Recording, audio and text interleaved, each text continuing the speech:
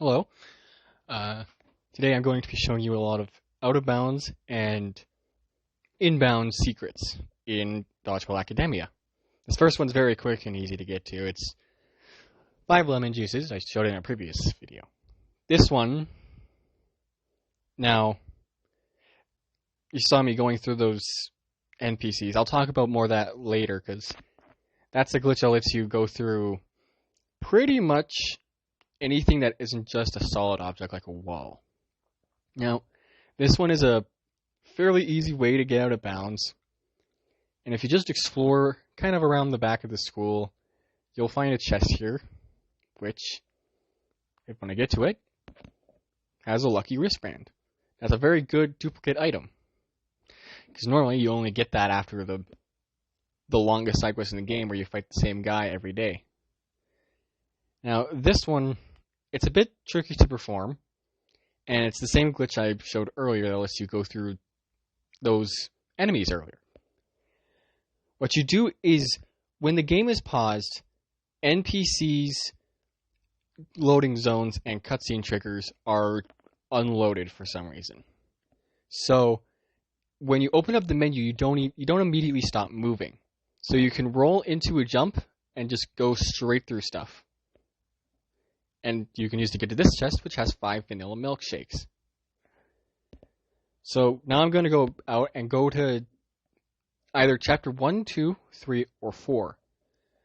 Those 4 chapters are where this next Easter egg is active, which is because normally you can't access Big Tony's den early.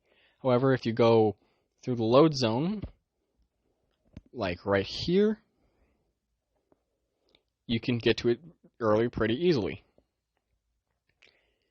And while you might not think this would be too useful as all he sells is juices, his shop is different on the first 4 days.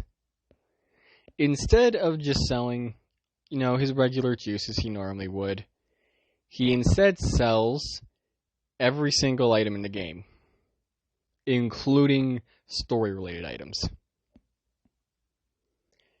This is a very interesting thing because, as cool as it is, it's not too useful since a lot of the things are expensive. And yeah, I wanted to buy 99 chocolate truffles, sue me. I like chocolate truffles. And now this next one, these next 2 can be done at the end of chapter 7 or chapter 8. So these are pretty late game stuff that we know of. Yeah, on the top of this roof, you go on just a simple ho ho ho. It's a nice little thing. Now, this next one, I want to give some credit to Luke FZ on the Speedrun Discord for this game, because we had spent quite a long time trying to figure out how to get to this chest out of bounds, because it was just not going well for us. I had found this clip into Boris's house, which lets you go down to here, but I could not figure out how to get to this chest. Now, I missed it that first time, but on the second time, you roll off this log, and just as you go through kind of that wall there, you jump, and now you're here. And you can actually see this chest from Squid's area if you stand up high enough, and you get a pair of spiked gloves. And this last one is, it's my personal favorite because it's just so stupid. You go out of bounds on the library, walk along the top of the wall, and you go on this ledge in there. Oh, hey, there's a book here.